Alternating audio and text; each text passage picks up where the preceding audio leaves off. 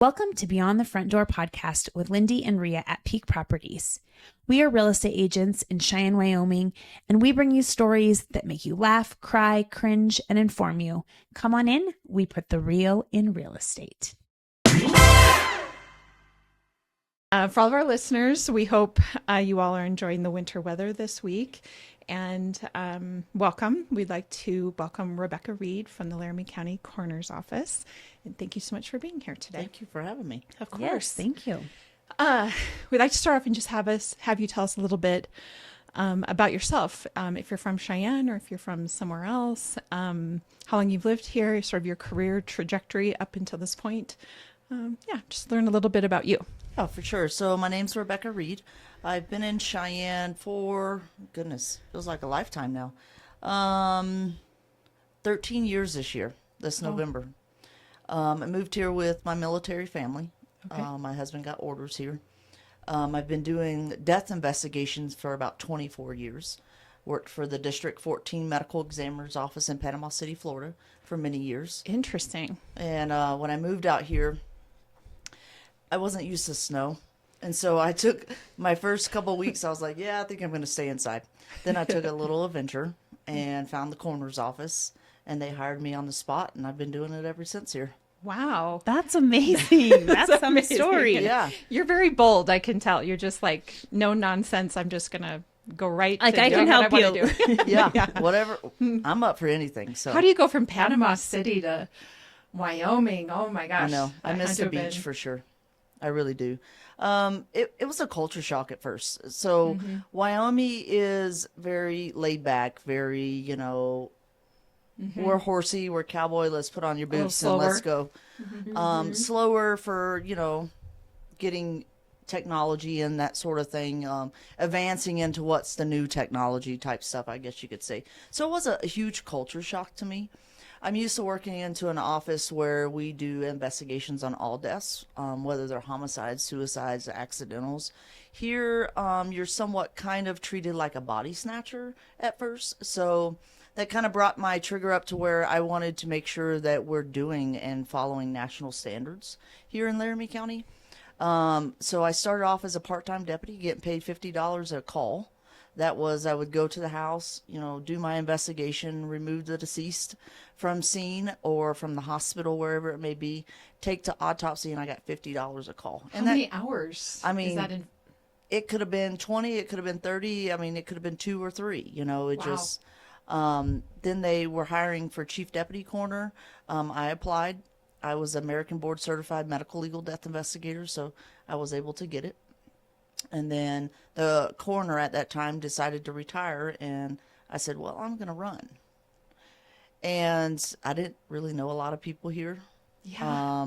People were like, oh, you're not going to make it. One, you're a female. You're not from here. Nobody knows you. Well, you know what? I proved everybody wrong. You did. I was The going to wind say, and- I had no idea you weren't from here. Like, I didn't know anything, but I saw lots of people that knew you or at least supported you. Yeah. You must be doing a good job of getting yourself out there, though. And the wind didn't blow you away, so. Well, I have to put rocks in my pockets. Yeah.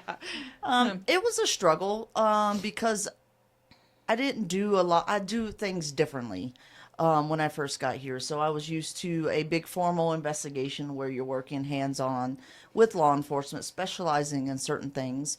One of the things that I specialize is in child and baby deaths, and it's one of my expertise. I don't go to court here much, so that's kind of nice. Florida, we went to court all the time for our cases. Sure. But it's been a culture shock, but I love it now. Yeah. I keep asking my husband, like, it's so cold here. When are we going back to Florida? And he's like, you love your jobs. And I do. I don't think I would leave anytime soon. No. So do you go back and visit Florida? I do about 2 or 3 times a year. Yeah, I don't blame you. So all my family still lives there. And my sister just went through cancer, breast cancer. My dad went through lymphoma. So I've been back the last several years many times to help with them. Sure. So.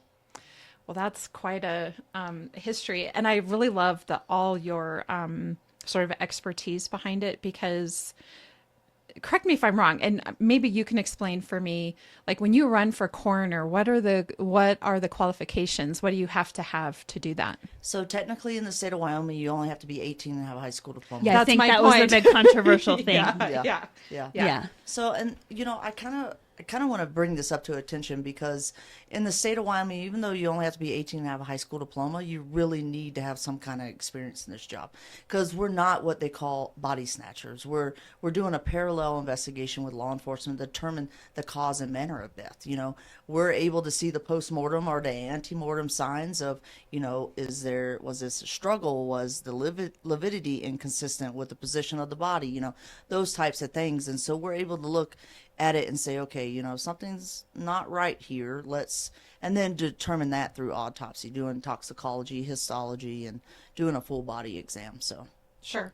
And are there other people that do the full autopsy, or is that something you like? I guess I apologize. I'm feeling a little naive. I was going to say the same thing. Maybe you should start, because I don't know anything either. Okay. And this is what I was thinking coming into it. So let's say someone passes away. What happens next? Okay.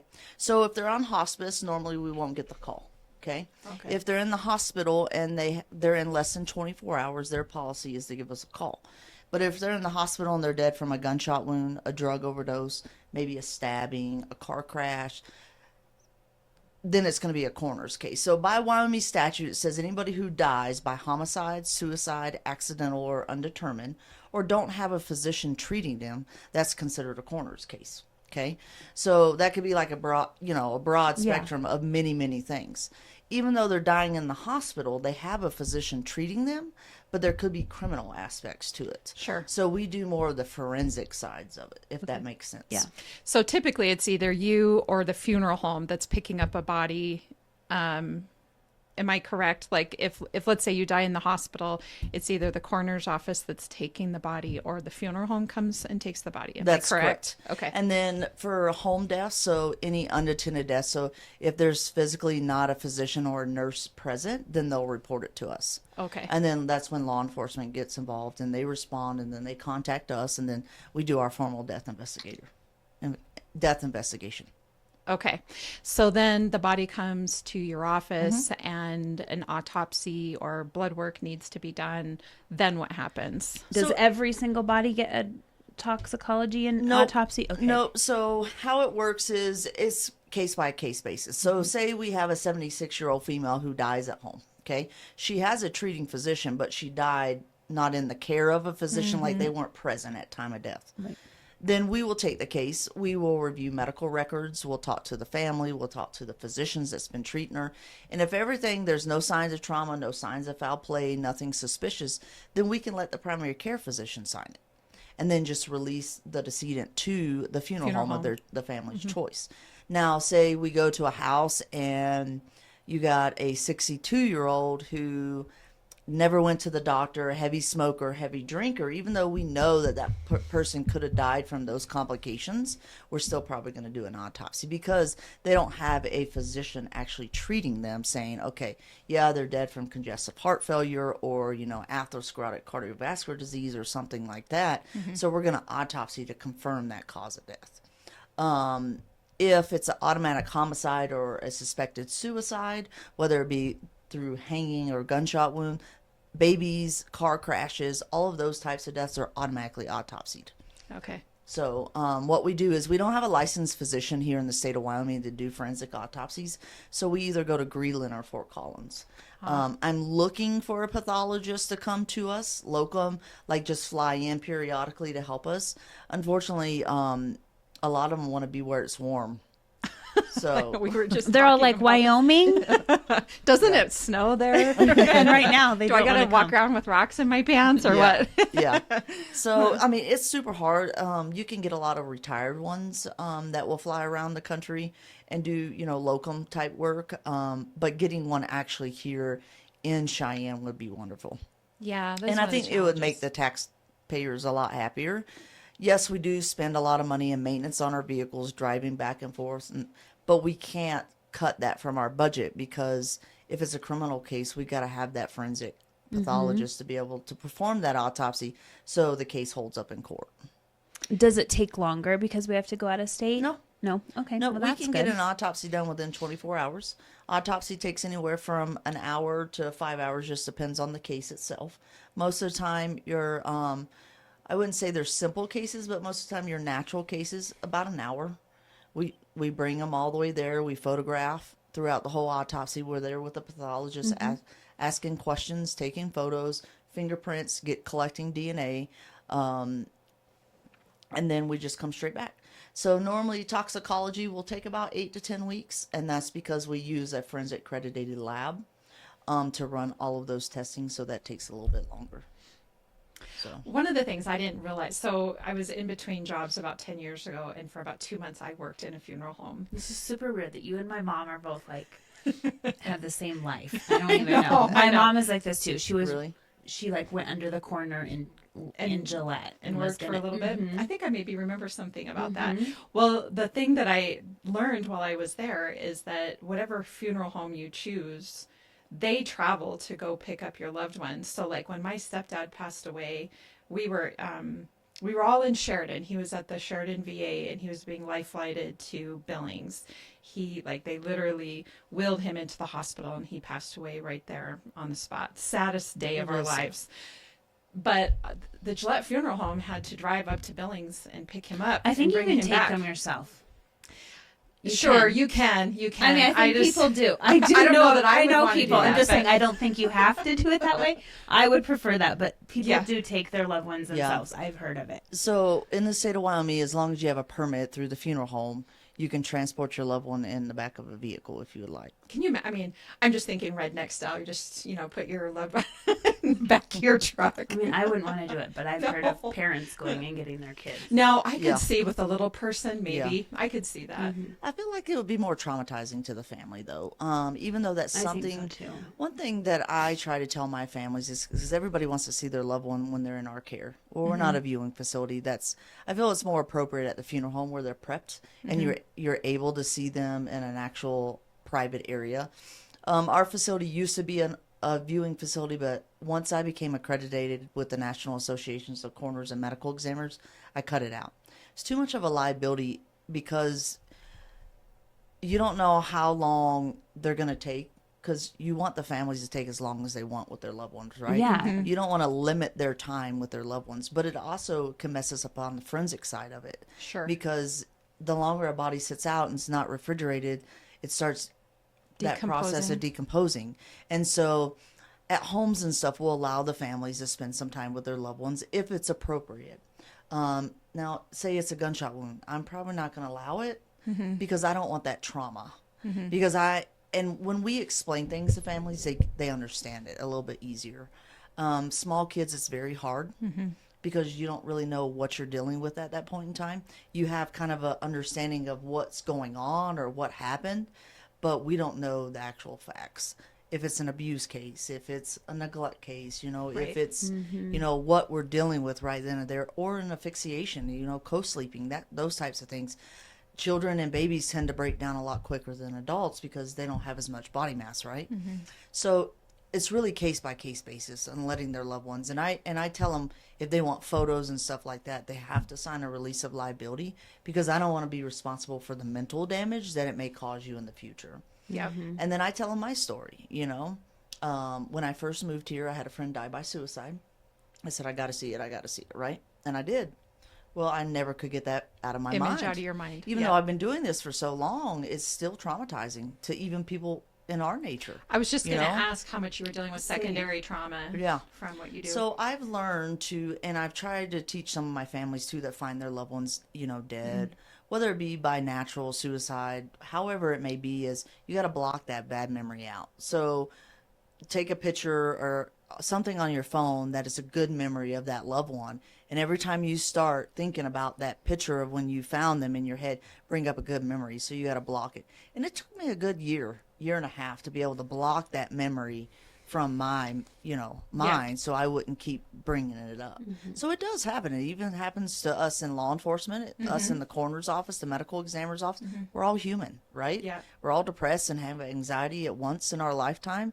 I mean, we all go through the trauma. So it's something I like to tell my families, it's not something you want to remember No. because Yeah, I It may be agree. your worst day of your life, and you just continue to remember that. Well, and it's almost like it attaches to, like, you can't, it's sort of what they call like a core memory that you just can't get rid of. We Yeah. all have, whether they're good or bad, core memories throughout our life, and removing one of those is a bummer. I mean, EMDR can go a long ways towards helping you with it, but yeah, it's a But that's also something. reliving your trauma, you Sure. know? Yeah. And that's what nothing against the EMDR or anything, but like, I don't know if I want to do that Sure. because I don't want to remember that trauma. That's what I'm trying to block out, you know? Right. Yeah, So, sure. I mean, it works for a lot of people. Yeah. Well, what I was going to say, what was really great about when my stepdad passed away is they just kept him in the hospital room till we all could get up there and see him and spend time with him. And my mom was headed to Billings. We were headed back to Gillette, and we were about halfway when we learned that he died. So we finished the trip to Gillette, like grabbed our clothes, and our whole family went back up to Billings to spend the evening with my mother and see him one last time. And I was just really thankful that the hospital, like, they removed all the cords and machines from him, and he was just laying peacefully in his bed, and we got to see him. So it's really Yeah. great that hospitals can do that as well, for just a little bit of time. I'm sure for not super great lengths of time, but they did give us the time to do Yeah. that. That's awesome. Yeah. Yeah. And we try to do that here in our hospitals too, especially if they die in the ER. And, Right. and there's other family members that need to come in that are in town. I mean, I've waited for family members to come in from Denver or Nebraska, Yep. That's why I love my job, is because I can say, nope, we're waiting. Mm-hmm. This loved one needs to see, their deceased mom or dad, Mm-hmm. and I think that's why me and my office, we keep continue going and going. Of course, we have the bad families that want to blame us for everything, and, well, you told me you get you answers, and I got you answers, but you're not happy with them, so it's my fault, which I'm okay. You're more than welcome to blame me all you want, because I know you're in a state of grief. But us being able to help these families in their time of need, I mean, it just warms our heart that we're able, because not everybody can do our job, Yeah. That's what I was going to ask you. When did you know you wanted to do this, or that you So- would even be good at it? Because I would be terrible. So, crazy story. So my dad is a Southern Baptist preacher, so I was raised in the church. I have a couple uncles that own funeral homes, family members, I guess you could say, that own funeral homes. My grandfather, my dad's father, was found dead on his ranch out near Arizona. And I remember we went to the funeral, and I said, I want to see Grandpa. And the one guy was like, nope, I really don't think that's a good idea. And I said, why? And I looked at my dad and I said, I want to see Grandpa. Like, I wrote him this letter and everything. I want to see him. And so we're in their prep room, and he's in a casket, and he's been out in the Arizona heat for a couple of weeks before he was found. And my dad said, if she wants to see him, let him see him. And so I have literally blocked that whole picture out. I can remember the color of the body bag that he was in the casket, but I blocked out all of what he looked like. And then I turned and looked at my dad, and I said, this is what I'm doing for the rest of my life. It's funny you say that. Not funny, but my mom, like I said, she's been like her whole life, she's like super interested in coroners and all that, the funeral homes. And she said the same thing. When she would go to funerals, she would want to like see the body. Like when she was younger, and her parents were like, you're not going to go up to the casket. And she would be like, why? Yeah. Yeah. Yeah, I And think. she just said, she's like, I don't know. I was just like fascinated. Like I just wanted to like know more. And Yeah. I started in the funeral business and doing preps and stuff like that, and wanted to go to mortuary school. And then they were hiring at the medical examiner's office. Like, that sounds fun. So my first case that ever worked, kind of gruesome. They said, if you can handle this case, you can handle anything. I said, okay, let's do it. Well, it had been a body that had been out in the ocean for several months. Oh, no. And, animals like crabs and, Oh. fish and stuff like to, Yep. get inside the clothing and that sort of thing. And it was no problem, and they said, okay, well, you're hired. So Okay. I was like, yes. So that's where I started. There's a person for every need out there. There is, There yeah. is. Yeah. We all have our gifts. I know. And I say we're doing God's work because, we're able to help all these families. We're, well, and someone has to do this Yeah. job. yeah, I mean, and we're always, unfortunately, going to have job security, because we all know that We're all gonna go We're at- all going to go at some point in time. It's just whether or not how. And, I am blessed by being raised in a Christian home and understanding that I'm not scared of death, and I feel like I'm able to pass that on to my families that I work with, that it's okay. It's okay not to be okay. It's okay that you're sad, you're mad, Yeah. you're those types of things. So it's something that me and my office have really just grasped on, and I'm just so happy to be here in Cheyenne helping families. So on that note, I think I've seen that you have like a grief support group. I do. Would you want to talk about that a Yeah, little sure. bit? My phone will stop ringing. No, we face that too. So in 2015, I was asked if I would like to start what's called a loss team, which is a local outreach for suicide survivors, by an individual that was in Grace for Two Brothers. And I said, absolutely. What do we need to do? She's like, well, we're going to have to buy all these. I said, okay, great.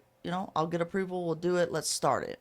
So we started it. So we were able to get a group of volunteers to start going out to houses to help families who have lost a loved one by suicide. When I took office in 2019, I told the commissioners, I said, listen, we have victims advocate for victims of crime. We have the loss team for suicide loss. I said, but what about all the other families? What about the car crashes, the elderly who lose their, 70-year-old, husband or wife, and those types of things? And they're like, well, what are you getting at?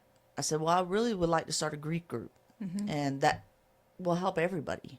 Okay, well, what are you going to do? And so I went through the whole presentation. This is what I want to do. No money would be taken out of tax dollars money, nothing out of the county budget. I would fundraise. And they're like, okay. So I started it, got a group of volunteers. So now we're able to have volunteers for every call if we need it.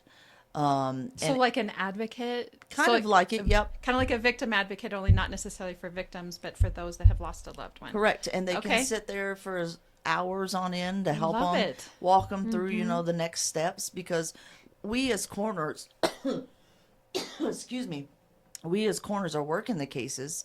So if we have somebody there with us, they can walk the families through all those steps, and then we're able to, work Focus their on loved your one. job, yeah, and Yeah. focus on the person. So we started that. Every year I was doing a glow-in-the-dark dodgeball tournament. Oh yes, I knew this. That's Someone why said I it was- usually is this time of year. That's isn't why I it? had reached out to okay. her. Oh, okay, awesome. Yeah. Yeah, I know people have done it. Yes. and it got and it's crazy. And it's super competitive. And I cannot do it because I would just get hit I with was the ball. breaking up fights. I was just Oh, my like, goodness. people out. That's what I I'm heard. like- It was crazy. I'm like, okay, this year let's do something different. Yeah. Something where I can just sit down and watch, right? Right. So we decided to do a team roping event out at Riata Ranch, and it went amazing. Oh, cool. Okay. So we were able to do that. I don't know yet if we'll continue to do ranch, or team roping, excuse me, or if we'll go back to glow in the dark dodgeball. I like more of the low key because you don't have as many fights. You don't. Well, and now there's like the pickleball place. You could always have them maybe set up a tournament. Yeah, maybe. I know dodgeball gets competitive and Violent. Yeah. violent. super violent. Definitely super violent. But yeah, we raised $10,000. A little bit more than we raised the year before. Nice. So what all that money goes to any case in Laramie County, or say someone dies in Goshen County or Platte County, or one of those other counties, but their family lives here. We're able to help them. So we can get them, say if they need biohazard cleanup, we're able to put them in a hotel until that cleanup's done. We can help pay deductibles on the insurance, because when you're dealing with biohazard cleanup, if it's from a suicide or a homicide, you got to think about, that's a lot of work, and it's not very cheap. Yeah. So most of the time your companies are filing it on your homeowners or your rental insurance. Well, those deductibles are not cheap either, as you ladies probably know that.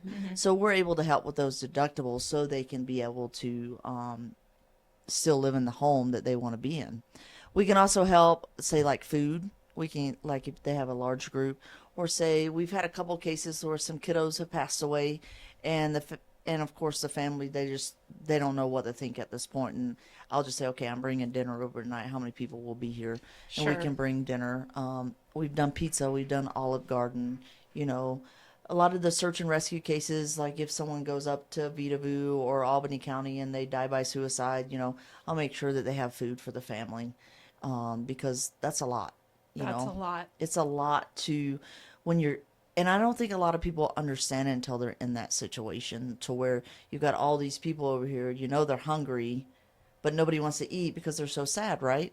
Right. Well, if I bring food in, they're going to eat. You're just going to do it automatically. Yeah, they're just going to do it because that's human nature, They didn't right? have to get it. Yeah. Yeah. That's nice. So they're not having to plan. We've helped some mothers and some fathers that didn't have the means or didn't have a phone for us to contact them. So we would get them like a disposable phone with a minute plan so they could communicate with us so we can give them updates. Clothing, we've helped Wow. people with clothing. We've put some people up in hotels for a couple weeks at a time. If their house burned and the Red Cross or somebody couldn't do it, we help with all of that too. Wow. That's So. really diverse. Yeah. In terms of what that's the great thing about Yeah. fundraising is you can choose those things. You and- can. And Yeah. what I like best about it is it's all through the county. So when I say through the county, the money is kept in our finance department. So if we do get audited, it gets audited. But the county has nothing to do with that money. They did not put anything in there. Right. It was all done by fundraising. Yep. Yep. You So. guys get to choose, but it's Yep. just monitored, which is still great Yeah. because, you got oversight of all of it, but Yeah, and then I don't Yeah. have to have a board. to manage it. Yeah. I don't play. I understand. 2 Having a o'clock fiscal in the agent's morning, pretty great. you know, 2 o'clock in the morning. Hey, can I have this approval to, get a hotel for this? No, I don't have to do that. No. I normally just have myself and 2 other people in my office agree, or they call and we chat about it, like what could be the best option. It just varies from case to case, from family to family, what their needs are. And I think, not everybody is blessed with an immediate family group or friend group that would just start a meal chain amongst the group for a family. I've been a part of several of those, and I'm typically one that will pay for food. You don't want me cooking much. I'll buy a meal. But anyway, not everybody has the luxury of close friends and family nearby. And so what you're providing, I think that makes sense to me. Well, and you got to think about it too. A lot of people's family live out of state, Especially here in Cheyenne. Yeah. I think we don't realize like military and all the Yep. people, all of us from Wyoming are like, oh, our family is not that far away, but Yeah, I mean, if something was to happen to me or my family here, I mean, all my family's in Florida, Yes, I do have close friends and stuff that would come together. I can Yes. rely on them, but it's tough when your family's out of state, because it's like, say I just come up to your door and I do a death notification and I say, do you have any family here that we can help you call? And they're like, nope, I'm the only one. It's hard because it's like you don't want to leave them. You feel bad, or hey, is there a friend or somebody? And there's been a few times where we could call a coworker and call the management and say, listen, this is what's happened. We need someone here with her, Yeah. or with him. And so that's helped a lot too. So I will say that picking up the phone and calling someone's place of work to get help, I haven't had a single problem in this community at all. And that's what I think I love about Cheyenne is so we're all so close that, I mean, look what happened in Byron, Yep. I mean, the whole community, the whole state, the whole nation. I mean, it was nationwide. Like we're all coming together to help this family. Yep. That if the same thing happened here in Cheyenne, the same thing. Yeah. They would all come together to help each other. That's what I like about Cheyenne. We call it small city, but we're getting bigger. We're growing. The population's growing. The death rate, unfortunately, is going up. with it. But we're still all close to each other. We may not like our neighbor, but you know what? If something happened, We're going to step in we're and going to help. step in and help because that's what we do as a community, and that's what I love about Cheyenne. We've had several guests on here that have come here from out of state somewhere, and they talk all the time about how friendly Cheyenne is and how friendly Wyoming is, and how when they first moved here, it was actually kind of unnerving for them when they would walk downtown or something because people smile or say hello, and that's just not something you do in big cities. And we say it all the time. I think it's something we take for granted here. Like it's just a part of our lives. We've known it our entire lives. And so you don't know that it doesn't exist other places. But when we hear it from or even others, waving in the car. The other day, I like drove past someone, and when you catch them waving, and then I'm like, oh, missed it, and I'm like, I don't know who that was, but I'll still wave. Yeah. That's kind of like the smaller communities where I came from in Florida, the outer counties and stuff like that. Everybody waved at everybody, I have noticed though, since the whole COVID time frame that we have, a lot of us individuals, not saying everybody, but we have lost compassion, respect, and dignity for each individual person. And I get it. Everybody grieves. Everybody has their own issues, their trauma, their problems. But I told someone the other night, I was like, how are you doing? Oh, I could be better. I said, but you know what? You're upright. And he goes, you're absolutely right. Why am I letting that get me down? So bring in some positivity into each person's life. I don't care. I'll talk to anybody. Yeah. I really will. And my family's always like, do you know that person? No. But I'll just talk to anybody. Yeah. I will. And I can't go into the grocery store. That's why I order now. Because I'm in there for like 2 or 4 hours talking to everybody. 4 hours. Yeah. I'm sure. I know. Especially during election season. It's like, no, I'm just going to do a delivery or a pickup, But, I mean, I love it. That's what I love about it. Like, I can go into the grocery store and someone can come up to me and say, Rebecca, how are you doing? And I have to look for a second and we start talking. I'm like, oh, I worked their loved one's death. Like, they remember me, Big city, you're not going to get that. No. And so I feel like the more people we can impact and bring that love and compassion back to, I think it's going to be amazing. Yeah, the the political divide right now, and just the social media and the news, I think, plays such a big role in the division, because really when you shut off your TV and you put down your phone and you go outside, and I always say that the one of the best things about like weather that we had today, where it was, we were under a winter storm warning and it was snowing all night, and we get up in the morning and you head outside to shovel your driveway. Everybody else is outside shoveling their driveways, and you're helping each other, shovel your sidewalks, or helping your neighbor get the shoveling done. And those are things that we do no matter what your opinions are about anything going on in the world. And so if we can shut off the devices and go out and love thy neighbor, we're going to be a lot better off. I did. I just made a Facebook post last night. I'm like, hey, can we go out to treat others as you would want to be treated? I mean, my parents used to beat me over the head with that, right? Yep. And I think a lot of people did growing up. The problem is the politics of social media, My major thing is right now that I would like to see is social media back down on, and I know everybody in the public wants to know what's going on. That's what I was just going to ask you. I think that's probably the hardest part of your job, is because you don't have any control over it. It's the most hardest part of the job, because I want to go notify the family before they find out on Facebook or Instagram or the news. They deserve to know that their loved one's dead first, not the general population. But nowadays everybody has scanners and they're listening to everything. So, I mean, I could be on a scene and pull up Facebook and I can already see everything. And I'm like, what if they're family? So I made a post not too long ago where I said, think about this. What if that was your loved one? What if that was your loved one? How would you feel? And a lot of people don't want to think that way, Yeah. And I'm honest. I'm like, politics don't belong in death. No. I do not ask my families. I do not ask my deceased people, hey, are you Republican or Democrat? No.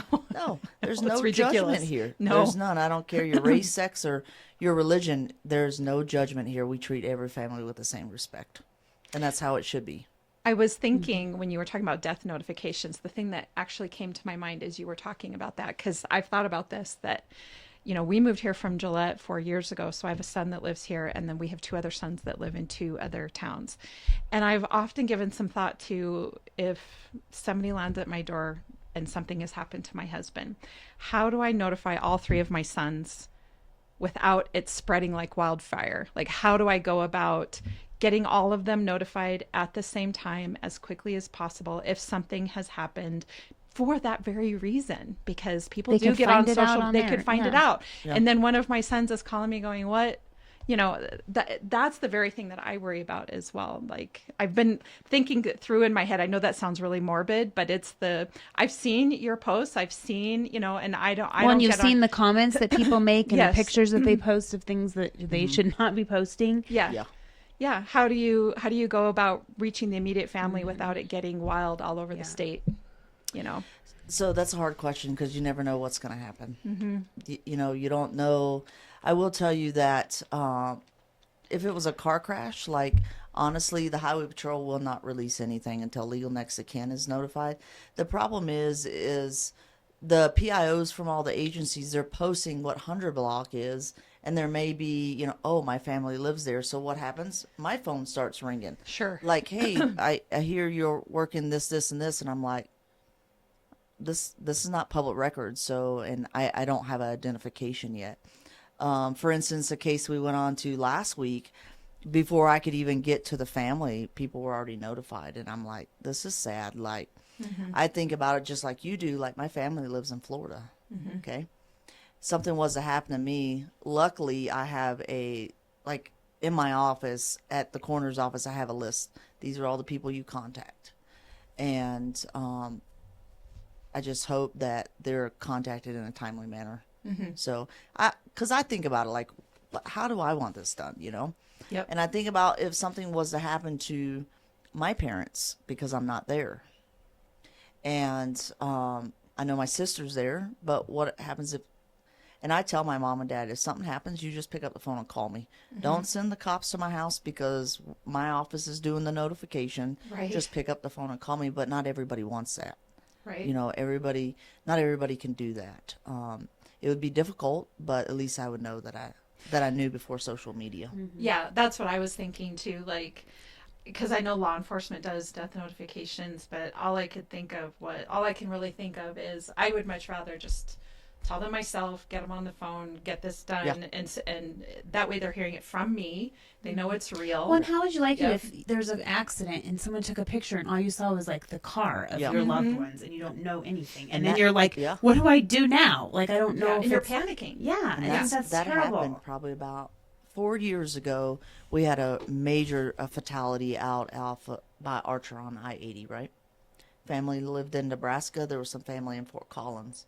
Do you know how the family in Nebraska found out? Because the media posted it. Oh, And then they saw the car. And they yeah. saw the car. Before I could even get the body removed out of the vehicle, family's already being notified because they're seeing it. Like, but It's there's just no heartbreaking. dignity in that. There's There's none no whatsoever. Well, then you think respect. about it when you post that. I mean, what is the point of them posting a picture of the crash? Like, Well, they shouldn't ever do that. Like, I feel like it's drama. I in mean, my that's what opinion. gets you clicks and everything. So I'm sure that's why they're doing it. But at this, you know, when you People see pay that, for their social media sites, you know. yeah. The more gruesome, the bigger story, I think, is how they think of it. But like I tell them all the time, no comment. I mean, they always, so in the state of Wyoming, nothing is public record. No autopsy reports, coroner reports, nothing. And all I can say is confirm or deny if it's not legal next to kin, Sure. you know. So, and I like that. Yeah. You know, I like it because no comment, sorry, you know. Lets the family know first, you know, or let them, you know, decide if they want everybody to know. Because you also, when you're doing these death notifications, so we in the state of Wyoming the coroners do all the death notifications. There's other counties that some law enforcement do it, but here in Cheyenne, my office does it. And let's just say, for instance, they have family out of state, but the legal next of kin is here. Give them some time to call the whole family. Yeah. You know, because they may have a large family. And so that's what I see now is social media is really killing us on that. And I just wish that they would step back and look like, hey, what if this was my loved one? How would I feel? You know? So that's kind of where I'm at with that. Yeah. I can fight that battle probably till the day that I die and nothing's going to change. But hey, we can voice our opinion, right? Well, and all that can happen is that each of us decide not to engage with that content Exactly. and not post those sorts of things ourselves until Don't we share know, it. Don't. you know, Yeah. well after the fact, you know, Yeah. what's happening, if you even need to share it. Like, I know there's been a couple times where I've heard that somebody has passed and then you're just watching on social media to see, like, for me, sometimes it's all about like just reaching out to the family and telling them that you're thinking about them and caring about them, but you don't know if it's, you know, you're hearing it through the grapevine or whatever. And so I just sit quiet and wait for, you know, sometimes maybe some extra time passes before I reach out, but I just don't want to be in that position where I am being the asshole on social media. Yeah. And I'm just going to say Yeah. the word because I just don't want to be that way. You No. know? Well, and do you know that all of them know yet? You know? Right. And you don't want to be that one picking Yeah. up the phone and doing that notification over the phone. That's another Yeah. thing is I do not like notifications over the phone. Yeah. I would rather be there in person. Yeah. So, I understand that. I mean, I've seen the last few weeks, I've seen a couple cases go south on notification and the families were heartbroken.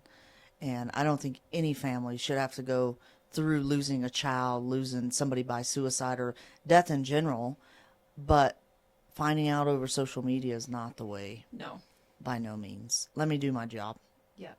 So we respect that for sure.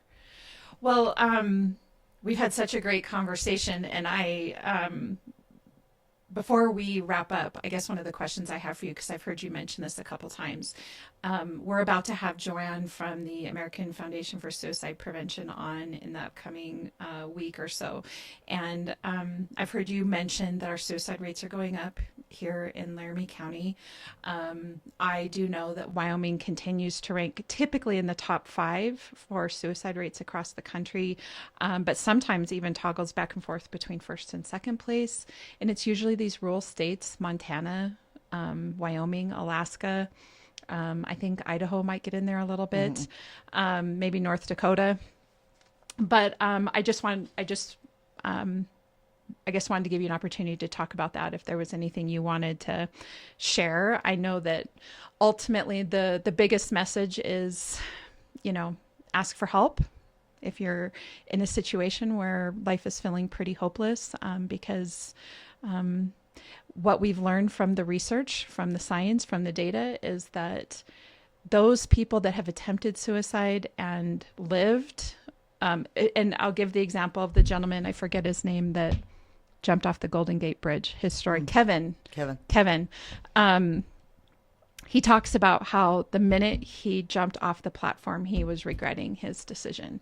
And we hear that over and over and over again, that once the wheels are set in motion, that regret is there. And so I think the big message, of course, is to reach out for help. But yeah, I just want to give you a chance to. Yeah. So unfortunately, we've had more this year, but we've had 2 in less than 24 hours.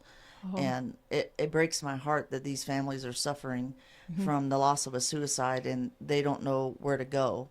In the past year or past 2 years, we've started what's called a suicide fatality review board team. So it's a group of professionals that get together, law enforcement, Volunteers of America, the VA, the CRMC, the chaplains, the behavioral health, all those types of professionals. And we get the family's consent to review their loved one's case. Where are those risk factors at? Where can we do more education? Where can we do more training? So we were seeing that a lot of people were doing a lot more pre-need funeral arrangements. They were doing, taking their animals to the shelter. Yep. We noticed that a mass majority of our suicides were happening in trailer parks. So we got training out to those areas. We would put up 988 signs, or if you need help, those types of things. Lowe's distribution, Walmart distribution, those types of things where we're doing all those trainings. It's really impacted the community, I think, and us as professionals working to stop that zero suicide, because we're able to learn some trigger factors of these people or learn some more background that we didn't know before. So we're filling out what's called a scrap form on every suicide.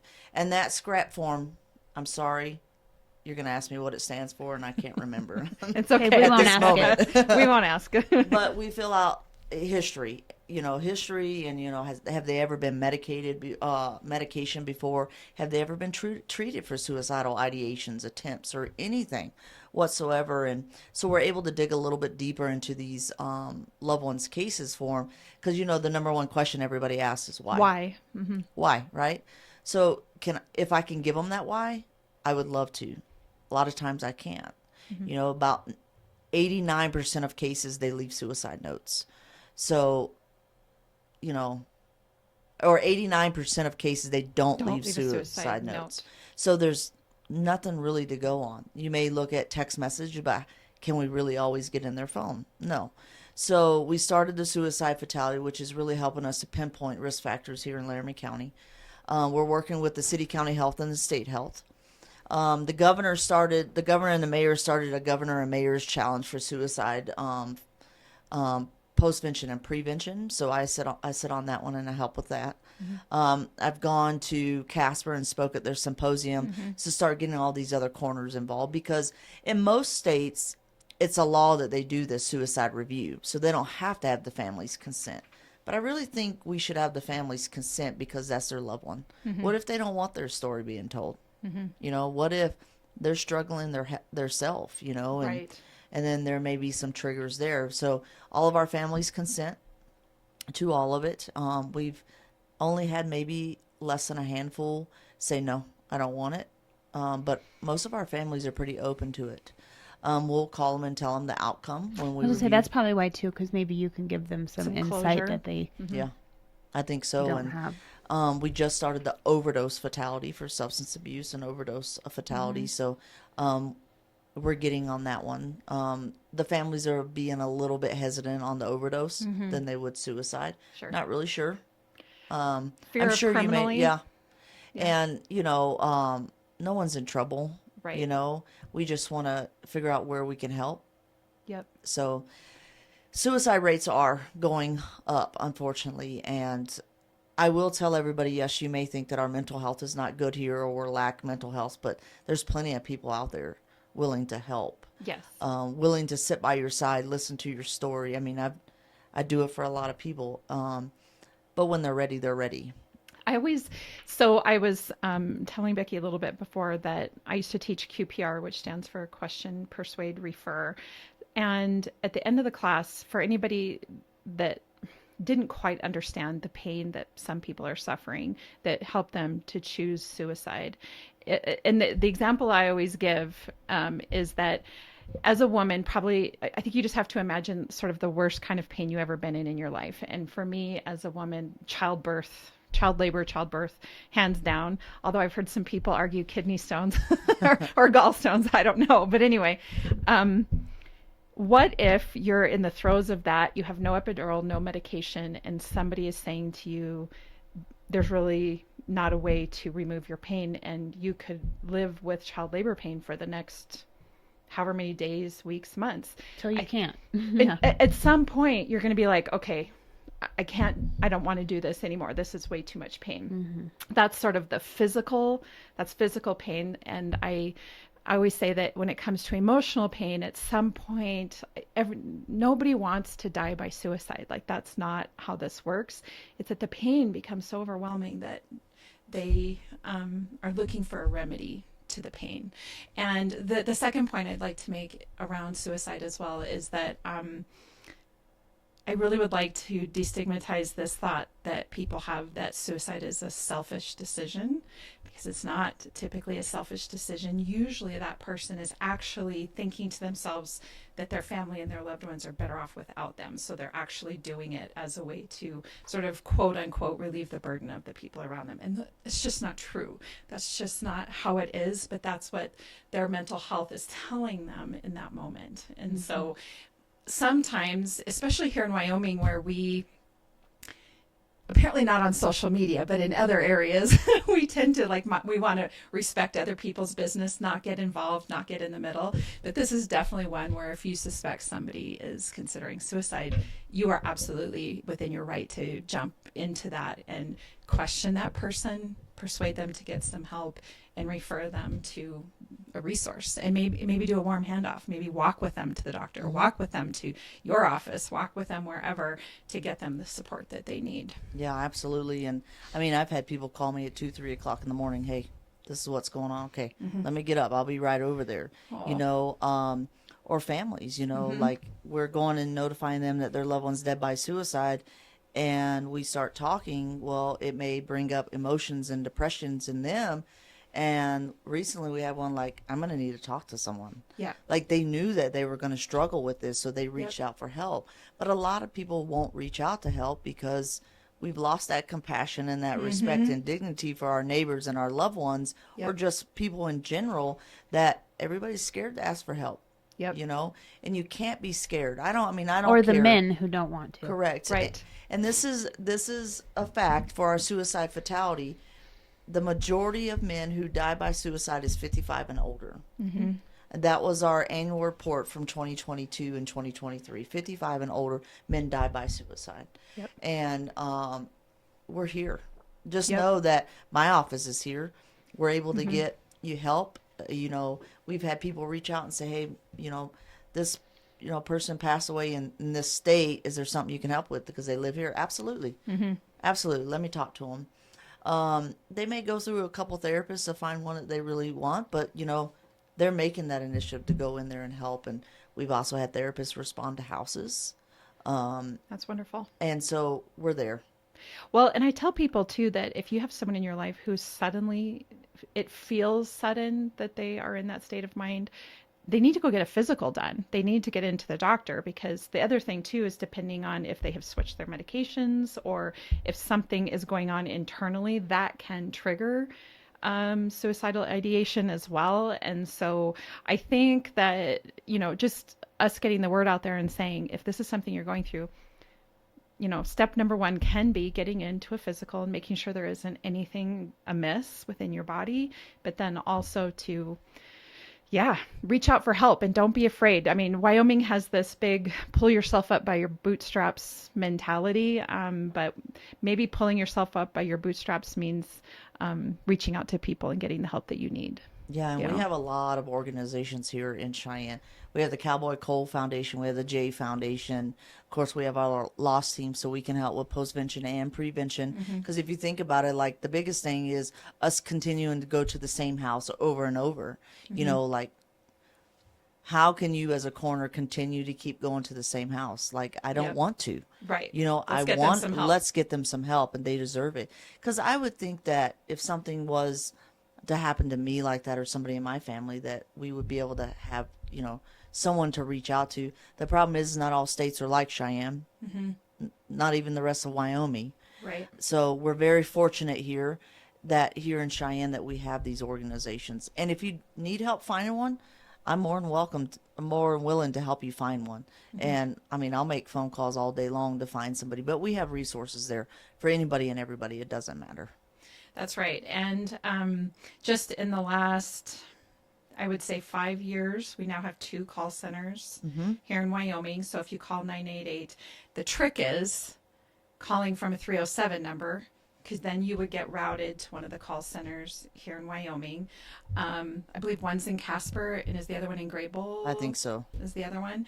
And it chooses for you depending on their hours or how that works. So if you are calling from a 307 number and you call 988, it will direct you to a call center here in Wyoming.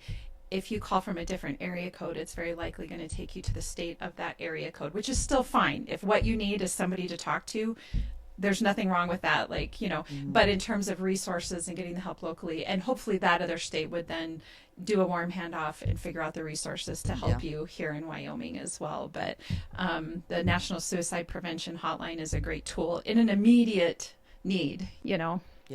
I think one thing we could say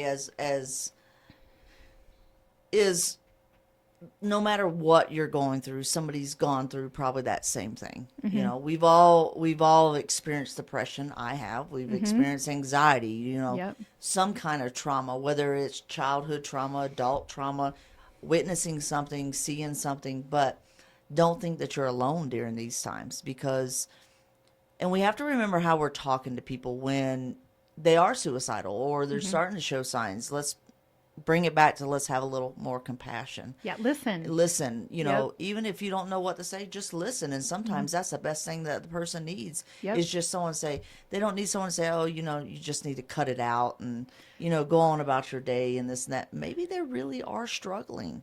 And just sit down and listen. That's all they need sometimes.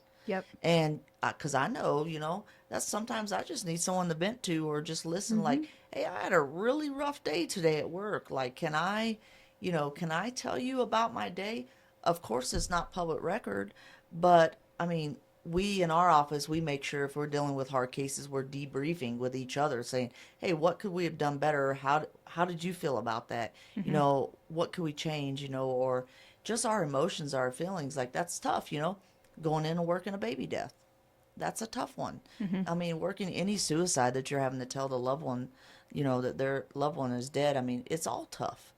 But you got to find your people that you can always trust and go to, and stop saying, hey, just put on your bootstraps, let's go. No, because that doesn't always work. It doesn't always work.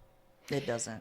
So the one thing I used to teach during my, when I was teaching QPR, was that, most suicides happen with firearms.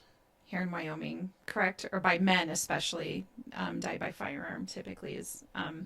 And so one of the things when I was up in Campbell County teaching this to coal miners and oil field workers who have more than just one gun in their possession, and I know that that's that way around all of Wyoming, but I was, nobody wants to give up their firearms.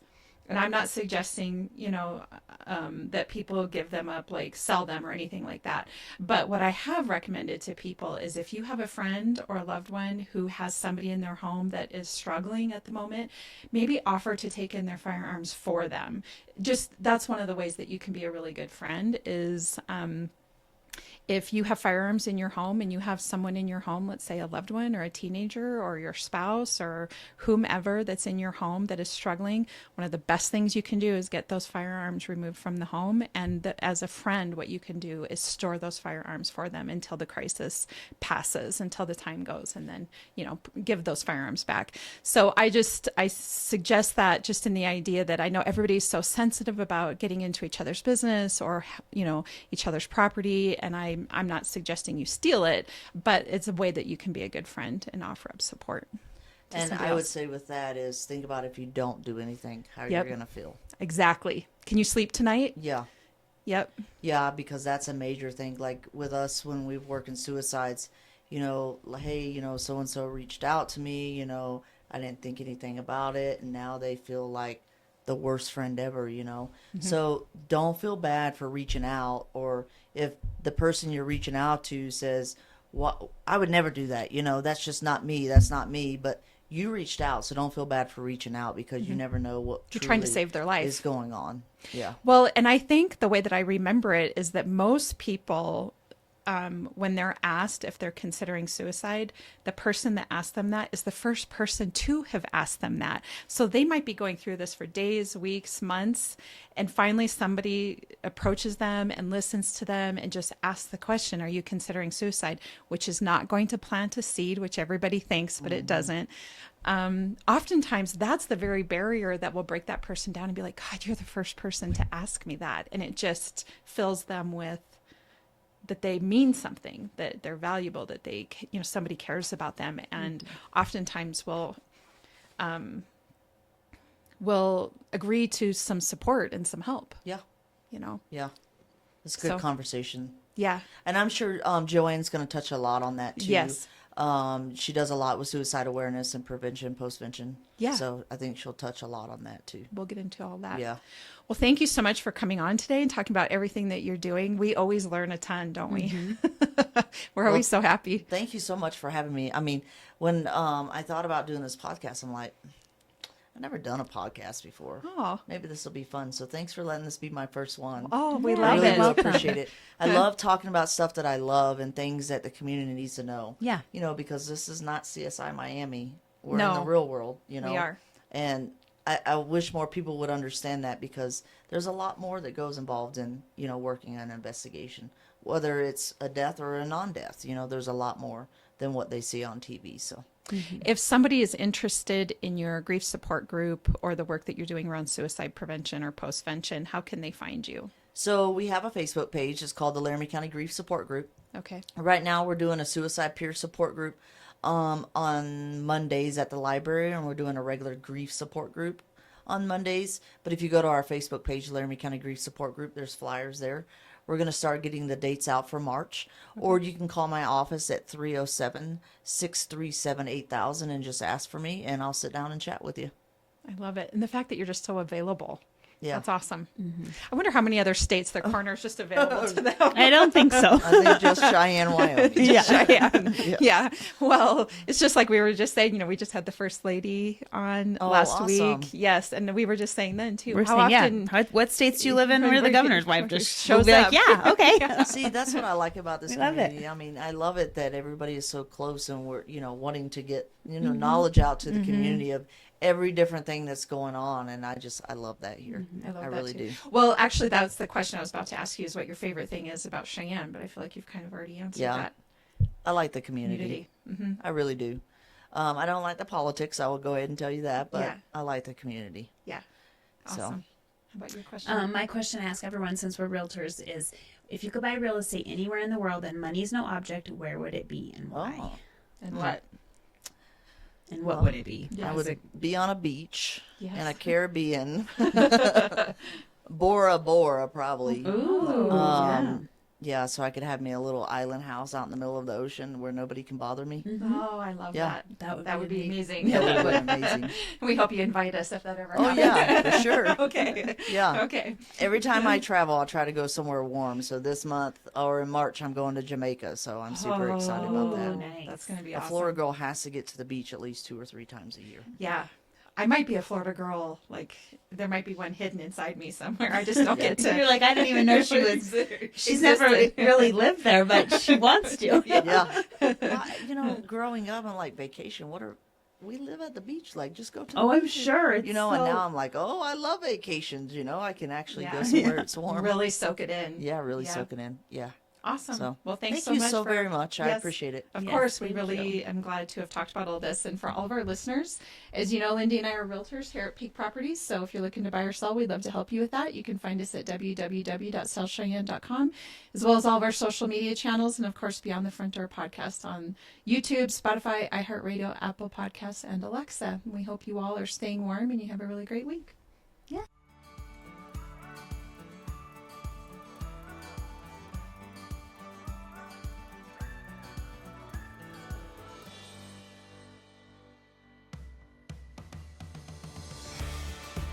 Whether you plan to buy, sell, or invest in southeastern Wyoming, turn to Peak Properties. Family and veteran owned and operated, we work diligently for you. Unlike other larger companies, we take time to learn about you, understand your specific real estate needs, and remain easily accessible if you have any questions.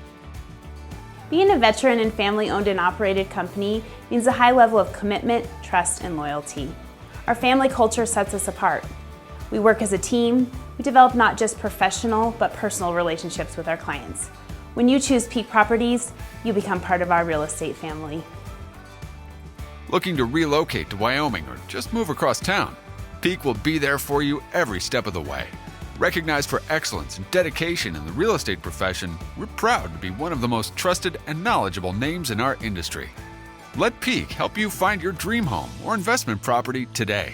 Our agents will make sure you're informed and listened to as they guide you to fulfilling your real estate goals. Reach out today. We have sold and purchased several homes through Peak Properties, and each time I've been impressed. They are great about guiding us in the right direction and always being in our corner. Peak Properties. Let our family show you the way home.